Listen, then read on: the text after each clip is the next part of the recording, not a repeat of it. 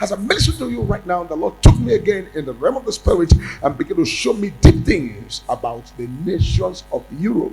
God said the European nations must be prayed for. The same prophecy I gave last time, to pray for the European nations, pray for them, because the enemies are going to enter in their midst and begin to set up fire. But this fire I am seeing set up and all these things that are happening is not today that it's been planned. These are things that have been planned before now. And the people of Europe must pray, because I am seeing what's going on, taking over their presidency, taking over and removing their presidency and replacing their presidents.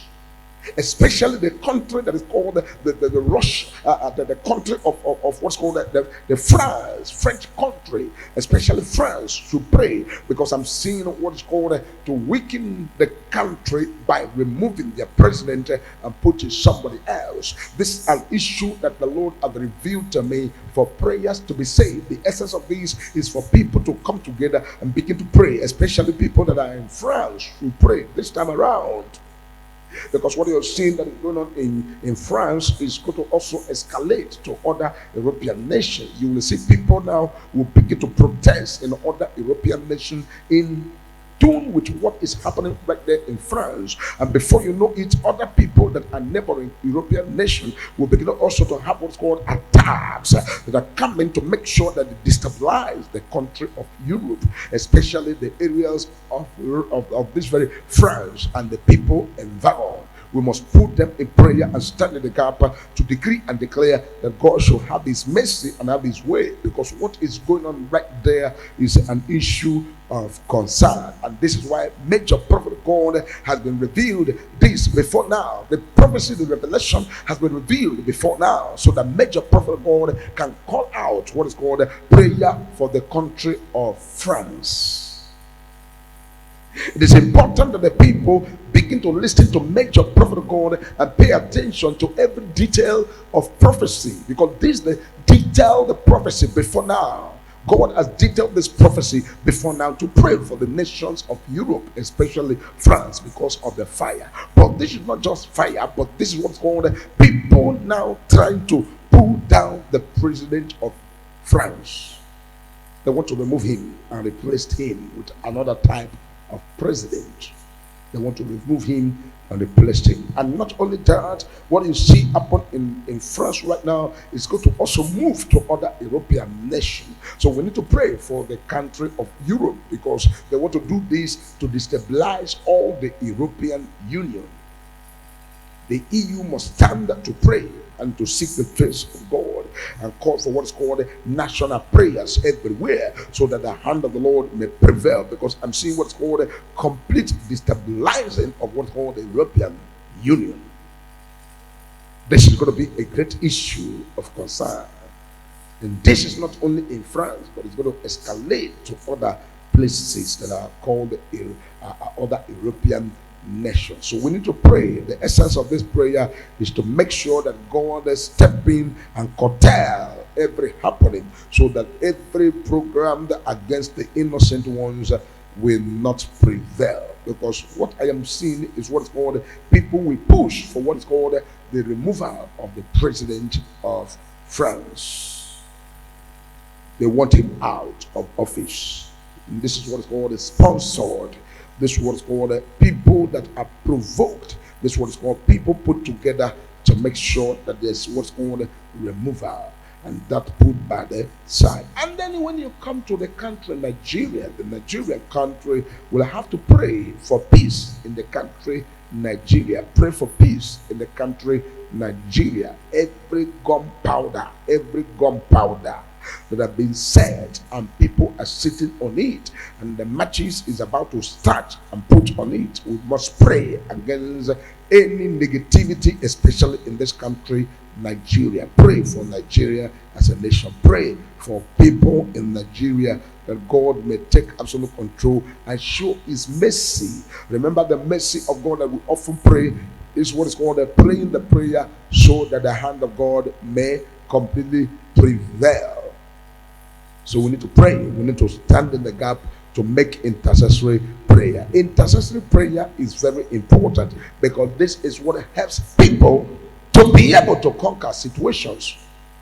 to be able to overcome matters, to be able to put to an end satanic agendas. We need to pray. We need to pray serious prayer. And when I call for prayer, people that are spiritual, that understand what's called revelations of God, will always join the major prophet of God to pray the prayer. The Bible said the prayer of the righteous availeth much. We are in the business of prayer, to pray and pray and pray until something happens. We continue to pray until something happens. We need to pray for the country Nigeria, to continue to pray. Let the Lord prevail and let the will of God be done in this country. Whatever God feels is the best for the people in this country Nigeria, that God may hasten his promises and his plans and his purpose for us, so that the purpose of God and the plan of God will come to pass.